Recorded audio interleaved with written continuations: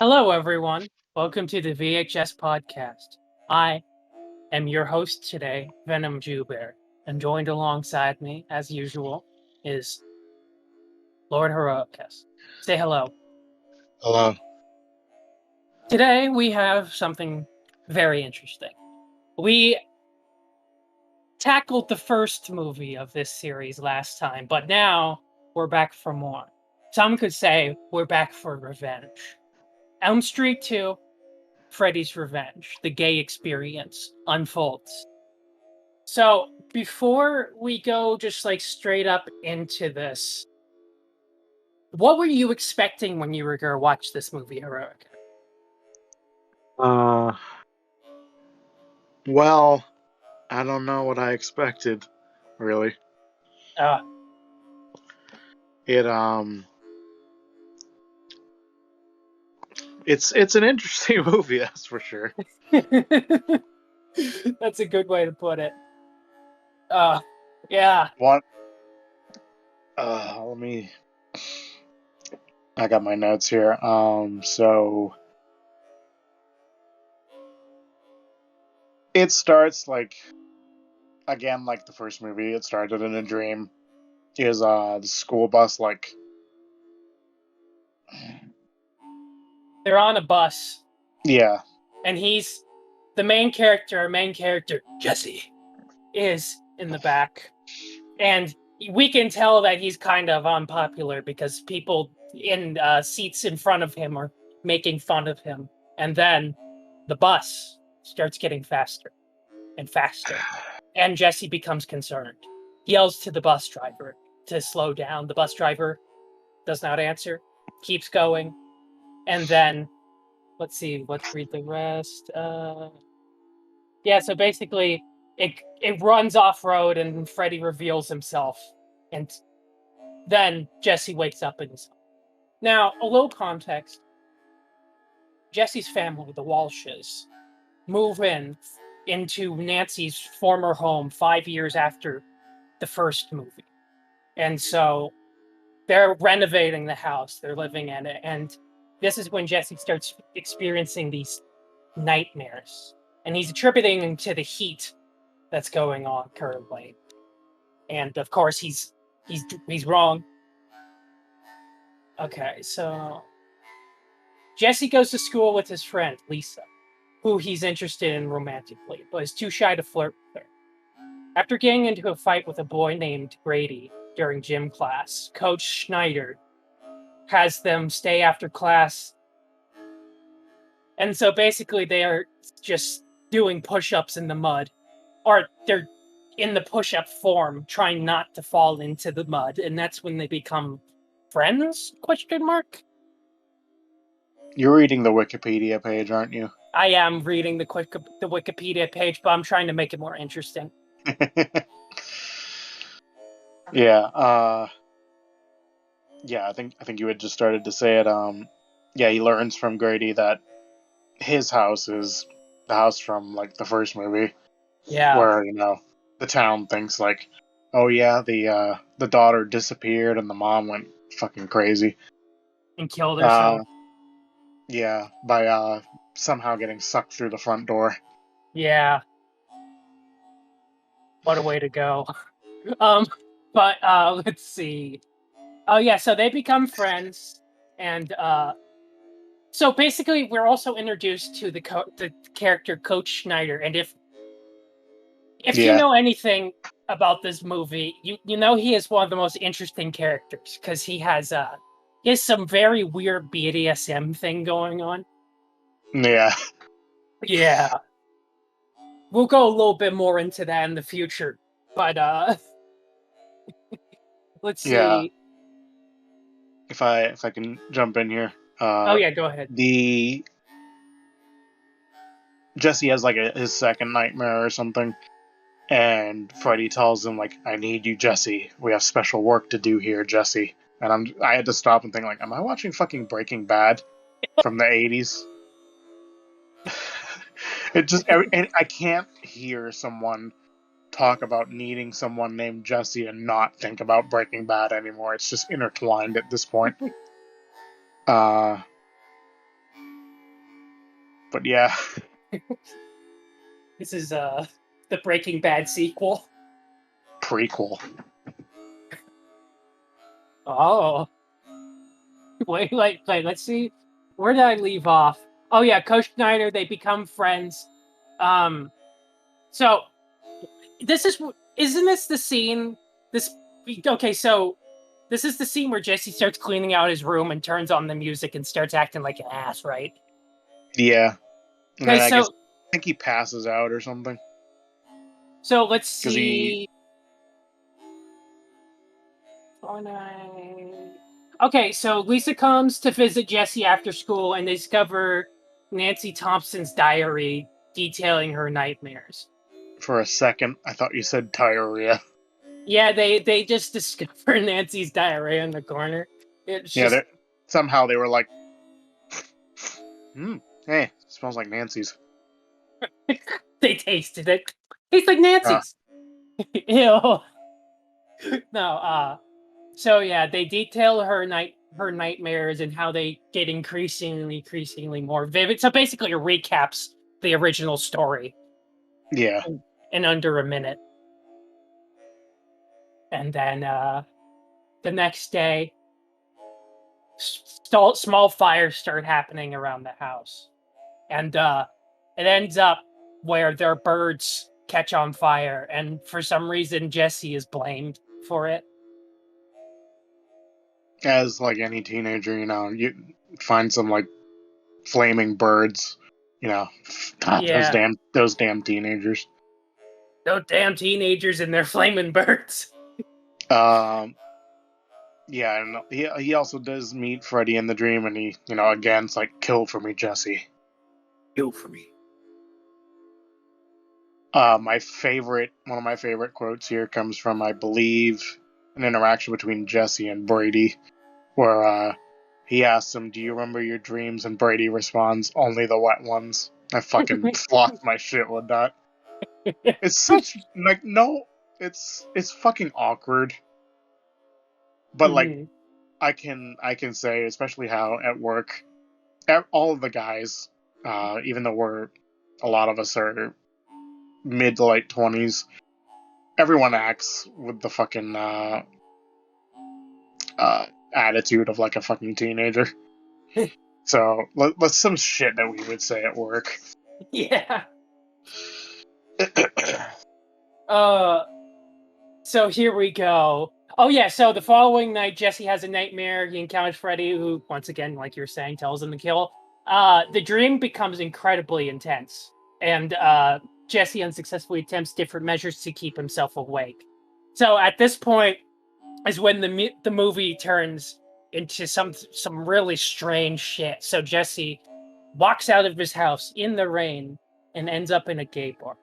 There he orders a drink. But before he can even have the drink, the coach, Schneider, catches him. Then the scene cuts to them in the gym. And for some reason, Jesse being caught at a gay bar makes he's made to do laps around the place and then go take a shower. Yeah, as if like somehow, I mean, granted, yes, he's underage, he shouldn't be at a bar, period. But I think it's kind of weird the coach doesn't think like he's not gonna go to his parents or anything and say, yeah, I found the coach at a gay bar, a gay BDSM bar to be specific, and like nobody's worried about, like, coach might be a little weird being walking around in BDSM shit all the time. Yeah. Like, that's not concerning at all. Yeah, especially because he's a particular punishing coach too, so it's kind of like, Yeah, so basically, he makes him do a bunch of laps and tells him to go into the shower. And I forget exactly how, but the coach ends up in the bathroom, and Freddy pounces on him invisibly, ties him up to one of the shower head things, pantses him, whips his ass with a towel, and then proceeds to claw his back. It's I can't do it justice. It is one of the weirdest / most erotic scenes I've seen in any horror movie. Yeah, he wasn't just pants. I'm pretty sure he stripped him completely naked for no Yeah, reason. like completely, and then just slapped his ass with a towel like 3 times. Yeah, so I wonder after this, in between nightmares, if Freddy just like dropped down on that nightclub and just hung out for a bit. I feel like it. Not to kill anybody, but just to chill. To kill some time. Yeah. Yeah, the thing is one of the legacies of this movie is how strangely homoerotic it is. Because there's a lot of homoerotic themes throughout the entire movie. Even you could even argue that Jesse having Freddy wanting to like take over him is an allegory. Uh, well, he's a teenager and underage, so Yeah. yikes. Well, there's a entire documentary they made about the movie and how like there's that kind of shit going on. Yeah. Yeah, so this movie is a little yikes, but also at the same time you get to watch someone's bare ass get hit by a towel. And it's a mainstay horror franchise too. hmm Freddy's beating people's asses literally. Yeah. See, some point later, I think I must have missed taking some notes here because Lisa, I guess, comes to visit Jesse much later on, and while they're making out, his tongue just turns into this weird long tongue, and for some reason he runs away because like he knows like Freddy's trying to take him over and shit, but like I don't know why he wasted that opportunity. Oh, there's a little bit of a gap. You just so basically the coach gets killed and Jesse flees into the night. I think naked. Yes, into the Yeah. streets naked. And Oh his yeah. The cops find him and bring him home, and then yeah. yeah, so basically after that, his parents suspect him of doing drugs, and then Lisa takes Jesse to an abandoned factory where Freddy worked. Uh, Yeah, then the following night, the pool party, which you were talking about. yeah. Um. But yeah, just how could he pass up an opportunity with that tongue? The things he could have done. Right, Uh. exactly. But he runs away. Um. He ends up staying with Brady, and it's kind of similar with the first movie. It's like, don't let me fall asleep, Yeah. because crazy shit's gonna happen. And of course, they both fall asleep, and Freddy takes him over, completely obliterates Brady and probably everyone else in the house. I wouldn't be surprised. Yeah, so And basically, yeah, continue. immediately, instead of just going somewhere random, get away from people, he goes right to his girlfriend's house right after he's fucking been possessed to kill somebody. Yes. And there's a pool party going on and shit. And the pool starts to get too hot. Hot dogs start exploding. Beer cans burst open. Like everything's just getting overheated. And uh, possessed by Freddy, Jesse asks Lisa to kill him. She does stab him, but like it doesn't really do much. Freddy disappears briefly and then just comes back anyway. Terrorizes the shit out of the party. And Kills then it goes, people.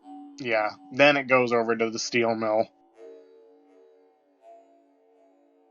I didn't understand what the point was of it. I'm assuming the steel mill is like maybe where Freddy worked, but like I guess I missed that part because I was just like, Well, why are we going to a steel mill? well, what's weird is it's showing that they go to the steel mill originally early on, and then later after the party they go to the steel mill, and I guess that's where Freddy worked, and he did all his that's where he did all his shit. But Yeah, I guess I must have just missed the first time somehow. it was just you were probably too busy thinking about the coach's ass. Ah, yeah, you're right. I gotcha. I legit was laughing my ass off at that scene. It's surprising. Yeah. It catches you off guard. Like, I expected him to, just get slashed and be done with it, not, beaten with a bunch of balls, dragged to the shower, tied up, stripped, and then have his. He slaps his ass before he actually kills him. Exactly. It's like, what the fuck is going on? Is this a horror movie or is this porn? A little bit of both. Yeah, pretty much. But yeah, Freddy, attempts to kill Lisa, but Jesse is able to, control him just enough to stop it. And, to save the day, she just makes out with Freddy, which somehow causes him to spontaneously combust.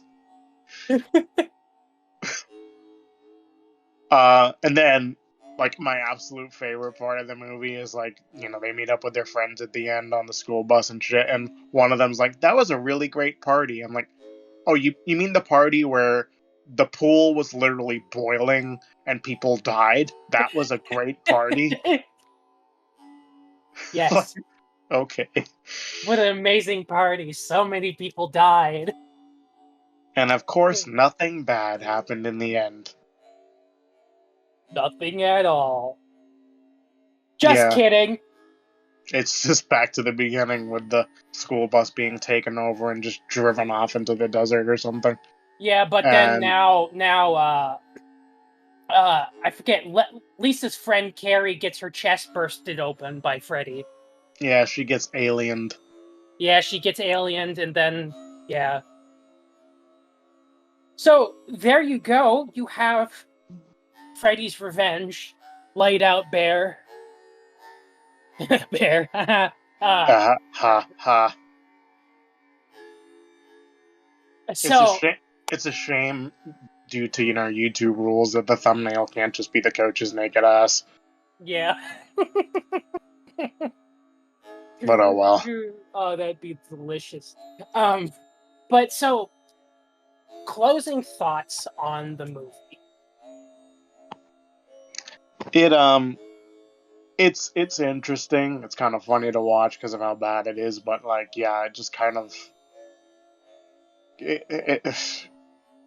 I like the first one better. Oh yeah. In ways. Well, I agree. Yeah. It's the first one is really solid. The second one, it does change things up, but at the same time, it kind of reiterates the same beats from the first movie. And also, a lot of the shit in that movie is just what was the director thinking? Yeah. But yeah. still amusing. Yeah, if it's worth watching because it's entertaining and there's some unintentionally funny moments. But if you're gonna watch the series as a whole, you can just skip right over it. And honestly, you can just watch the first movie and the third movie and be done. But if you want to watch something that is strange and makes you wonder what drugs people were taking when they made the movie, I would say you watch it. And those are my clothing thoughts. Thank you guys for paying attention, listening, and let us know. Did you like the coach's bare ass in the scene? Leave a comment. Yeah. See you in your dreams.